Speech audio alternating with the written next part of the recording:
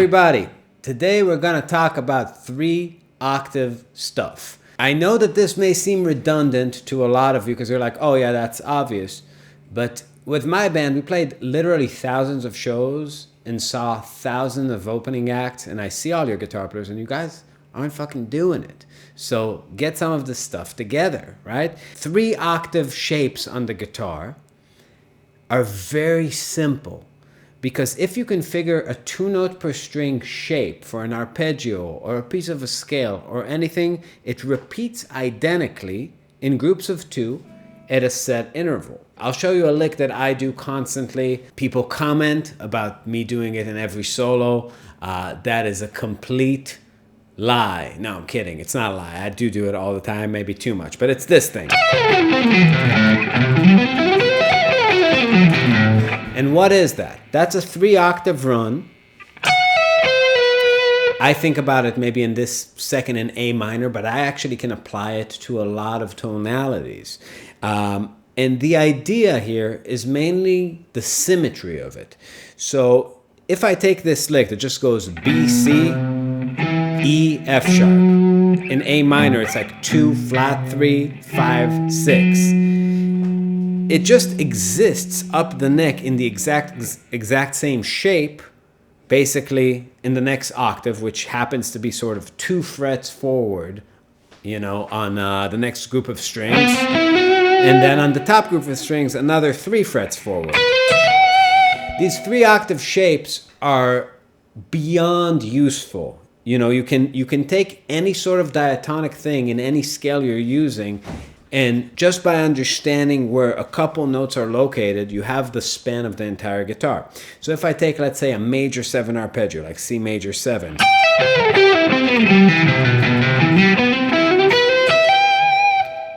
It's right there. B minor 7 arpeggio.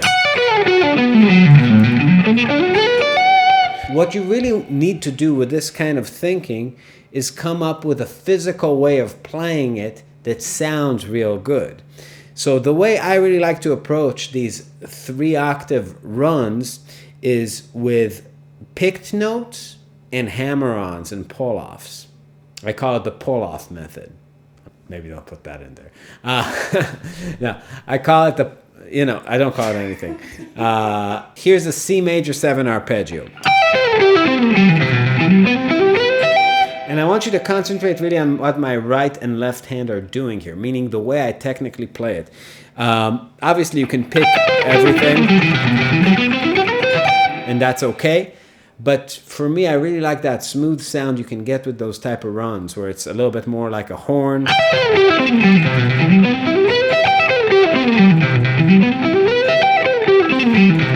And what I really like about it is that it's sort of a hybrid between legato playing and sweeping.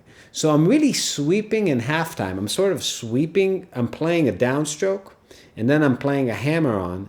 And in that time, I'm kind of traveling to the next string and sweeping it with another downstroke. Check this out. It's like down, hammer-on, down, hammer-on, down, hammer-on, down, hammer-on, down, hammer-on, down, hammer-on. You see what I'm doing? That's the way up the guitar. The way down, I start with a downstroke, and then it's this halftime sweep going back. My signature lick, right? That thing, I do it all the time. But it has that smoothness to it, that fluidity, because of the fact that it's picked that way. You can experiment with many shapes doing that kind of thing. Even to get some more outside sounds, you can just pick some weird type of arpeggio that has maybe some intervallic stuff in it, right? Something like that. Something you could do is maybe take a look at a C major scale and do that 2-note per string thing from every position. So from the beginning of the neck, right? You can have this.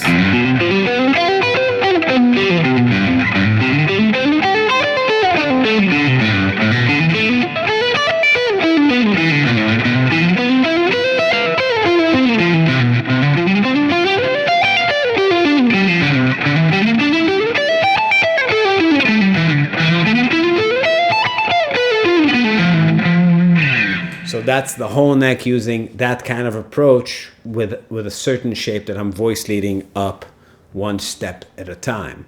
You can do it with actual arpeggios. All in the key of C.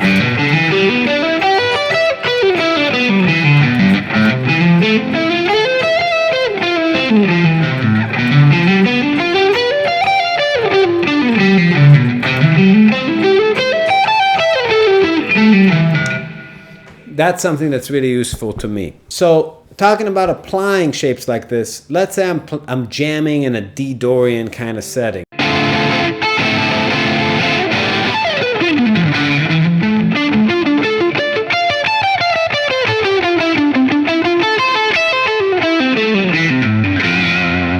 These licks really get you from point A to point B all the way diagonal across the neck. I hope this helped. Subscribe to the channel, like the thing, ring the bell, leave a comment, do all the stuff.